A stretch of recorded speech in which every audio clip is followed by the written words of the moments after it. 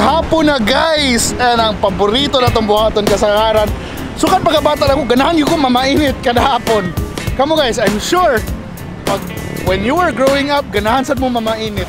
So karon mangutan ako sa akong mga amigo kung unsa ilang paboritong painit kay timing kayo, ganahan ko mamainit karong adlaw.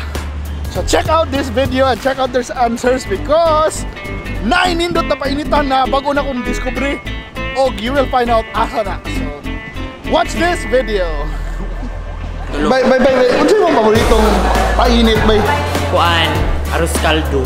Okay, arroz caldo, okay? Tudong Dave, unsa imong paboritong painit bay? Katong arroz caldo, putog si kwate. Ano imong paboritong painit bay? Wala yun, arroz caldo, sir. Saludo ko to, sir, saludo. Magwa pa ito. Ang ganahan na kumainit nyo na kuan. Puto si kwat na lang yun. Si Kwasi. So karon, I'll list my top 10 painit favorites. 10 sa lista, of course, ang banana Q. Banana Q sa tag-cheese na karon ang kwan.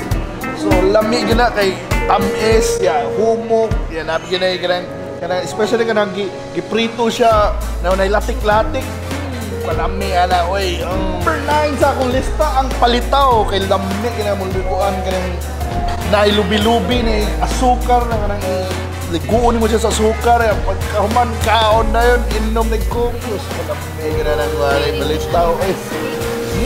Number 8 ang kamote Q.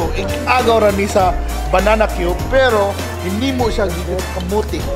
Ang makalingaw ko niya kay nakoy amigo sa una na hilig kay kung kamote Q. Iya pag human na yun magbinuang niya siya utot-utot pero actually yes, lingaw gyud ang kamote and it's healthy also. Kamote very good. Number 7 is ang kutsinta. Normally baligya na ko sa una na magsuri-suri na tutut. Oh, sa una na mabli karon wa naman kay na ay bihira na kay na pangitaon sumaw na siya sa number 7 spot kay lisod kina siya pangitaon karon.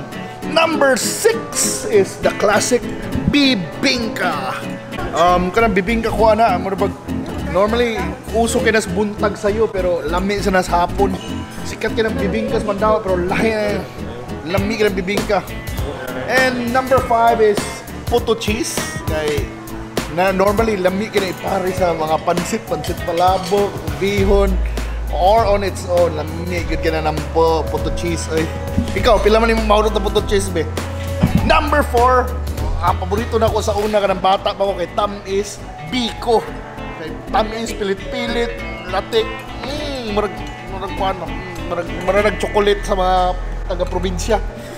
Number 3, kung social mo kanina number 3 mo yung ganahan arroz caldo. Okay, puspas mo sa una ka nang ganahan ka ng murag na manok, na itlog, na tanan mo rin actually nindot kinas pamahaw gani pero lami sa kinas pamainit.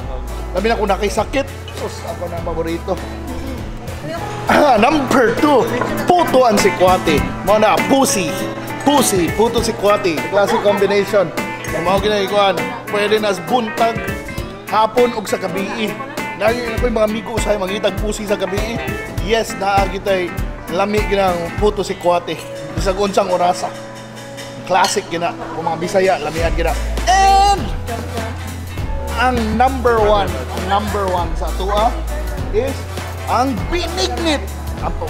Habaw ka nga number 1 ako sa binignit, ibihila na lang kung makakitag binignit karong panahon na bay.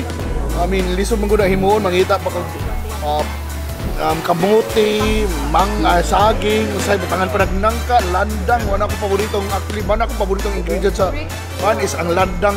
Yeah, then paborito ni sa Holy Week pero kung lagi magbinignit, wow, binignit is love, yun na, mao gina kong gustong kanon. And kung ganahan mo makita ang tanang favorites in one buffet, naay buffet ron sa Bayfront Hotel na kada hapon 2 to 5 p.m. only 199 pesos where you can find my top 10 painit favorites. So check them out. O tilaw na. Kamo guys, unsa man yung mga paborito be? So thank you for watching. Salamat sa pagtanaw ni na video. And I hope musuhay mos merienda buffet dire. O ingnag ko sa inyong paboritong merienda. Thank you.